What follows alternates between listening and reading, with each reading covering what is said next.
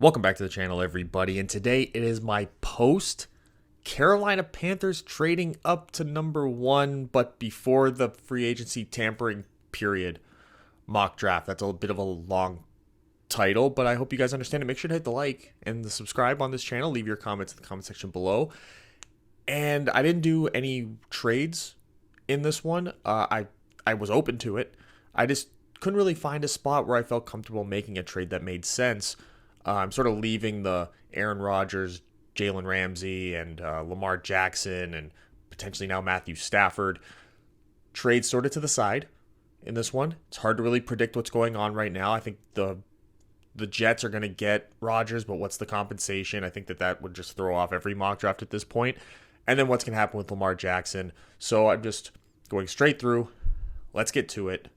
2 rounds, 8x8. Let's go.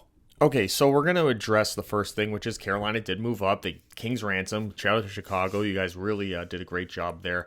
But it's going to be Bryce Young. I think it's between Bryce Young and Anthony Richardson. I just don't see CJ Stroud as being the guy that you trade that amount for to get up to, even though I do have him going second overall to the Houston Texans. It's just with the lack of talent that's going to be surrounding the quarterback in Carolina for the next year or two, you want a guy who can sort of create on his own. And CJ Stroud, I think, is of the three, is the least to do that.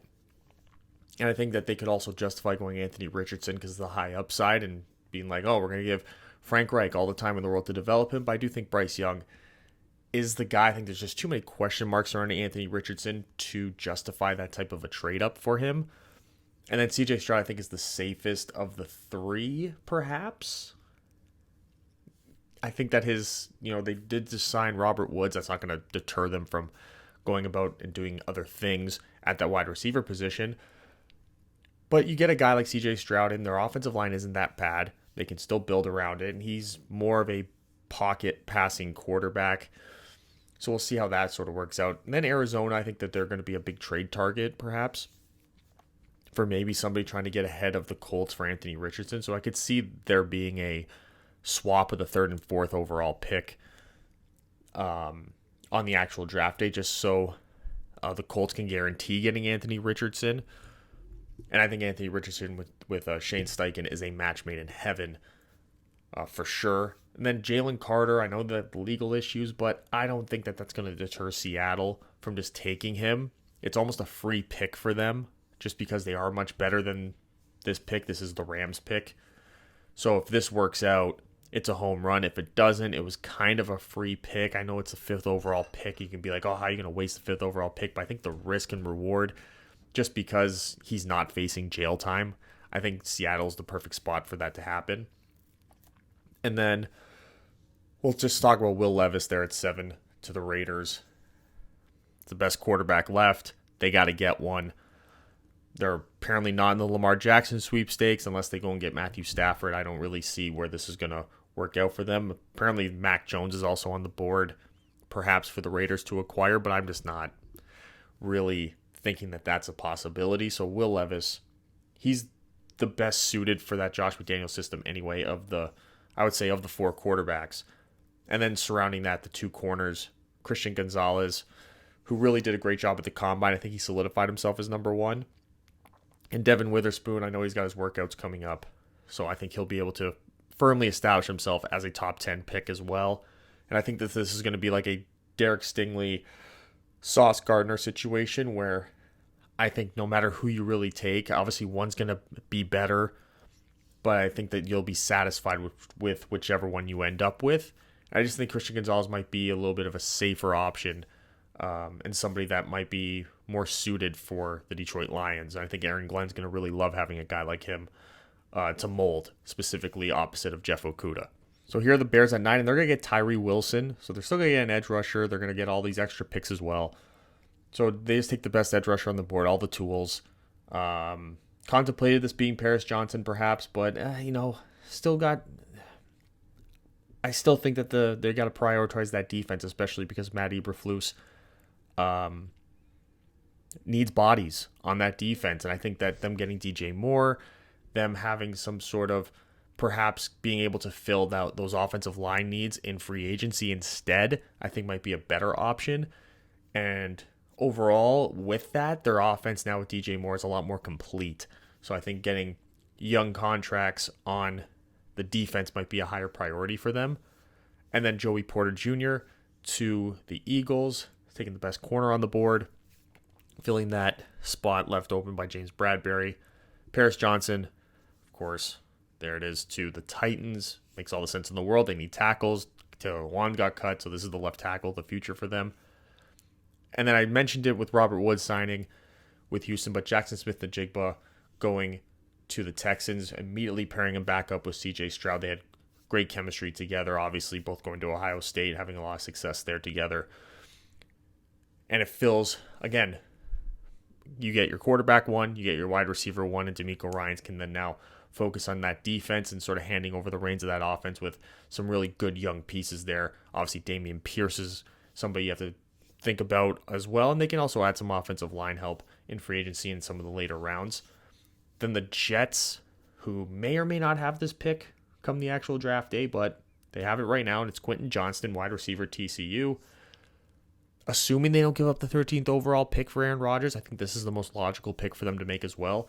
You put Johnston with Garrett Wilson and Elijah Moore, and you got a great 3 wide receiver set there for Aaron Rodgers, significantly better than what he's had in the years prior, outside of obviously the number one guy, Devontae Adams. Then you got Deonte Banks going to the Patriots. I think everything about him just screams Patriots. And of course, there's always it looks like he took downs off. That's something that Bill Belichick, for sure, will be able to erase from his personality on the field. So you're really only going to get the best of Deonte Banks in all places New England. And then Lucas Van Ness going to the Packers. He's written as an edge. I think he can start sort of as like a 5-tech in that defense. Work him into some sub packages early on. And then when you move on from Preston Smith, he becomes more of your true edge rusher along with Rashawn Gary. But having guys like Gary and Van Ness now on the roster, you can sort of mix and match guys, keep offensive coordinators guessing, make quarterbacks have to identify it, extra calls from the offensive line. Just little chess moves like that can be really helpful for the Green Bay Packers' defensive success. And then Peter Skoronski going to Washington, put him anywhere on the offensive line. That's where they need the help. That's what they're going to do. This pick, again, may be the Baltimore Ravens pick. I think Washington might be one of those teams perhaps playing it cool on them being, quote-unquote, out of the Jackson sweepstakes. Just why not just take Bijan Robinson in that situation? Then you got Brian Branch going to Tampa Bay. Can fill a number of needs on that defense as well. Miles Murphy, imagine Miles Murphy and Jalen Carter on the same defensive line. You get them both. This is a home run for Seattle if Jalen Carter just can stay out of jail. It really is.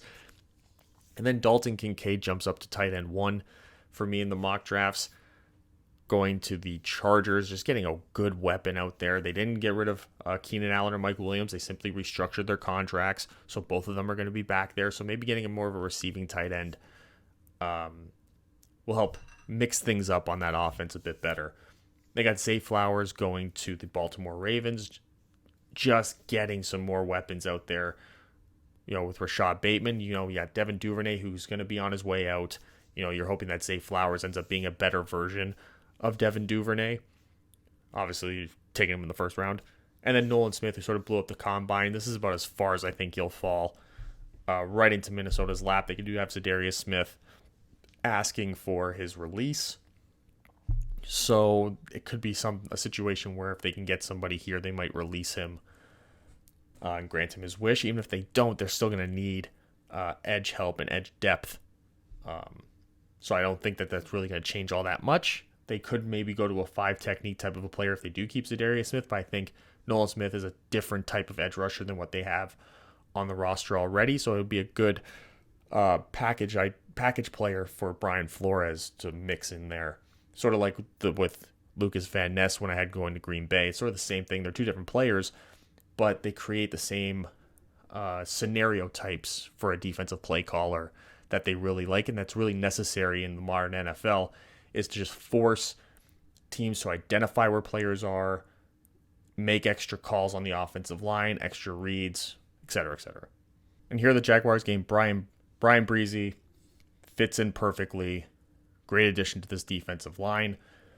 Giants get Jordan Addison. You just need a great receiver, right? I don't think it really matters. Like, he's smaller, of course. I think he weighed in 175 pounds or whatever. You can add more weight onto that frame. They just need guys out there who can get the ball, who can run good routes, and Jordan Addison, I think, would be perfect in there. And they can still add guys later on in the draft or in the free agency. Then Osiris Torrance to the Cowboys.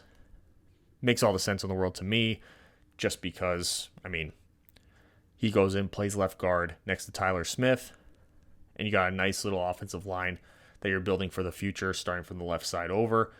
Jahmyr Gibbs finds his way into the first round for the Buffalo Bills. Then I got Michael Mayer going to the Bengals, sort of the best player on the board type of a deal for the Bengals, and they got Hayden Hurst as a free agent. Don't know if he's going to come back or not, but I think Michael Mayer would fit in quite well. Just another weapon out there. Then Jalen Hyatt going to the Saints. I really like them adding another receiver in there for Derek Carr. And Jalen Hyatt is just so fast, so quick. He brings such a different dynamic to that offense if they do keep someone like Michael Thomas. And they got Chris Olave. And then Jalen Hyatt could play in that slot role. Kalijah Kancey going to the Eagles. A completely different player than what you have in Jordan Davis. But, this guy replaces Javon Hargrave, and he becomes that pass rushing 3 technique that you are now looking to replace with Fletcher Cox likely gone and Javon Hargrave likely gone for good. And now you're younger at that position. This is sort of what keeps good teams great, is replenishing those key positions, especially on the defensive line in the secondary, especially. And then DeJuan Jones, just a freak. Comes in, plays either tackle position. Who cares? What a beast. Add him. Now getting into the second round here, we got Cam Smith going to the Pittsburgh Steelers. They missed out on the top corners in the first round, so just take one here at the top of the second round. Then Adebayor, the edge rusher from Northwestern. I think he did a lot of favors for himself at the Combine. I think that this is something D'Amico Ryans would really love to have. Somebody they can really mold, and he can play in multiple positions as the edge, maybe put him inside a bit. Then you got Tyreek Stevenson going to the Cardinals. I think this is like a toolsy type of draft pick, almost like what you see with like Tyree Wilson or Anthony Richardson in the first round. I think Tyreek Stevenson is somebody who's going to be on that fringe just because I think people are going to like his size and they're going to like what they could perhaps mold him into. And I think a cornerback needy team could trade up into that first round to maybe get him. They got Josh Downs going to the Colts. Different type of player than what they have already on the roster with Pittman and Alec Pierce. So I think he'd mix in quite well. Rams go Keon White. They were willing to give up the next 2 first-round picks they had to get Brian Burns. So this is going to be an edge rusher. It's just a matter of what they get for Jalen Ramsey that could decide if they go edge rusher in the first round or if this is the first pick they have in the draft. Depending on the compensation there. They got Steve Avila going to the Seahawks. They cut Gabe Jackson. Austin Blythe retired, so Avila can come in and play either one of those spots on day one. Darnell Wright slips a little bit. He's another guy I think can find his way into the first round. It's gonna be dicey, that 25 to 32 in this draft. It's gonna be so many different possibilities that can happen. But Darnell Wright here goes to the Raiders. Fills that tackle spot. And then Kayshon Boutte goes to the very now wide receiver needy Carolina Panthers. His interviews are going to be really important for him as we lead up to the draft. But I feel like he declared for a reason. He declared because he probably felt like he was going to be a top 50 pick. And I think with how much Carolina needs a receiver with a high upside especially, you put Kayshon Boutte with Bryce Young, and I think you got a good thing looking for the future, kind of like with C.J. Stroud and Jackson Smith-Njigba that I did for the Texans. So here are the Saints going Mozzie Smith. This is another spot that they really need, is that interior defensive line, so I think grabbing Mozzie Smith is a bit of a steal for them. They'll probably consider him in the first round as well. Drew Sanders, pass rushing upside, can sort of move him around on that defense. It sort of fills two positions of need there. They kind of need an extra edge guy, a pass rusher. They also kind of need an inside linebacker, and he can fill sort of both of those spots for them, and can create more, have more creativity on the defensive play designs. Tyler Scott, wide receiver, Cincinnati. There's always that one receiver that people are sort of expecting to be a late day 2, day 3 pick that finds their way into this like mid second round. I think Wan'Dale Robinson was that last year. I think we've seen that a couple times with a couple of different players. I think Tyler Scott could be that guy this year. So I got the Browns doing that. Jack Campbell to the Jets. He's I think the most sure thing, the most sure true inside linebacker. I said Drew Sanders went before him, but he's got that pass rusher type size, a little bit bigger. I think Jack Campbell's the safest of all the linebackers. I think the Jets will really love pairing him up with C.J. Mosley. Will McDonald, edge, Iowa State. They took corner in the first round for a partner with A.J. Terrell. Now you get somebody for Arnold Ebiketie. And Will McDonald is super explosive. They need that. They need that really desperately on the defense. Darnell Washington going to the Packers. This sort of fills two needs in one. You get an extra offensive lineman basically, and a superstar tight end who's going to be a giant red zone threat. I think Jordan Love's really going to love having him. I think they could have a real great relationship, and Darnell Washington could potentially blow up the league very early on just because of all of his traits and the fact that you got a guy like Jordan Love who might be, less confident holding the ball a little bit longer. You never know like what his temperament's going to be throughout the year as the season goes on. You hope it gets better, but maybe early on it might be, he hasn't played a whole lot. He's played half a game. He played 1.5 games all year, or his whole career, excuse me. So I think that's something to watch out for. And then Anton Harrison to the Patriots. They're going to get a tackle eventually. So Anton Harrison slipping like this, I think is super ideal. And the Patriots, I think, are going to sprint this pick up to the commissioner. I think Washington does the same here with Keely Ringo, who was cornerback 1 for a long time, and I think has sort of just slowly slipped down the board. I think maybe prospect fatigue has had a lot to do with it as well, also with some underwhelming performances. But I think he could prove to be a gigantic steal in this draft, especially if he falls into the second round. Kind of like what we saw with Andrew Booth last year. I think once you see Andrew Booth get going in Minnesota, he'll prove to be a gigantic steal, and I think Keely Ringo will be that as well, no matter where he ends up. And here we got a couple other guys that are sort of falling, that used to be first-round picks, that are falling to the bottom end of the top 50. Antonio Johnson to the Detroit Lions. I mean, what an amazing pick that would be for Detroit based upon what they need and the talent level and the flexibility of Antonio Johnson. Then you got Trenton Simpson going to the Pittsburgh Steelers. I think another home run pick there. Matthew Bergeron comes in. He's going to replace Donovan Smith, who they just cut the other day. So they're going to be looking for that tackle position. Here's Matthew Bergeron right there. They did miss out on that early on in the draft, missing out on Broderick Jones and them. DJ Turner to Miami. This is your Byron Jones replacement. All the speed in the world. Man, it's a track meet in Miami, isn't it? Then you got Diane Henley, linebacker, going to the Seattle Seahawks, pair him up with Jordan Brooks. Emmanuel Forbes takes a tumble, but right into the laps of the Chicago Bears. Gotta love that. Julius Brents, I think Tyler Scott, there's going to be that defensive back that I think finds his way into the second round, that maybe people were looking at a late third, early day 3 type of a pick. I think Tyler Scott and Julius Brents will be those two guys. At least in my eyes, they will be, just based upon their skill sets and team needs and whatnot. And then is there another player that Dan Campbell's going to love more than Cody Mock? Really? Is there any player you can think of that Dan Campbell would love more than him? I can't really.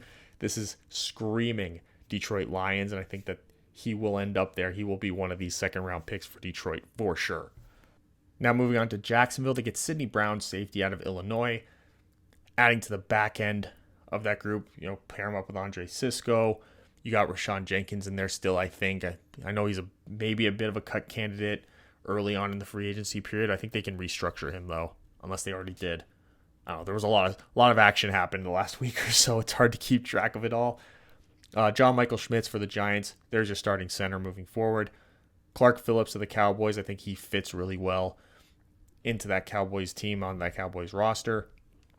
Jaden Reed, wide receiver, Michigan State, going in to Buffalo. There is talk that Gabriel Davis could get traded, which is odd. Very odd. But even if he doesn't, I think putting Jaden Reed on that roster suits Josh Allen's skill set quite significantly. Speaking of other cut candidates, Joe Mixon's name has come up a lot. So here's Zach Charbonnet going to the Cincinnati Bengals. Luke Musgrave going to the Chicago Bears.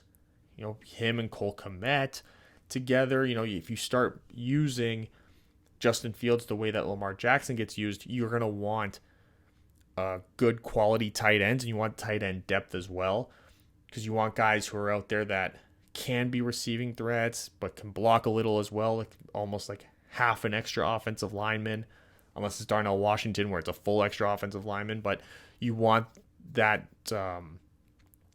if you want Justin Fields to have success, I think that's sort of the mold you have to go with, because they are very similar players.